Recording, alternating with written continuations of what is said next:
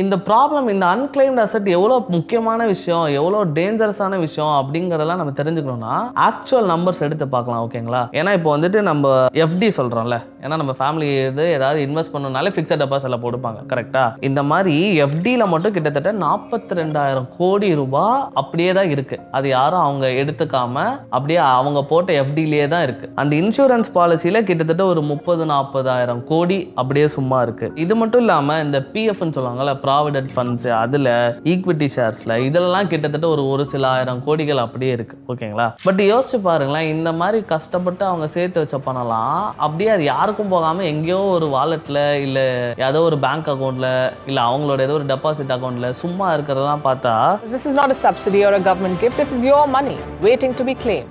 இது எதனால் இப்படிலாம் நடக்குது?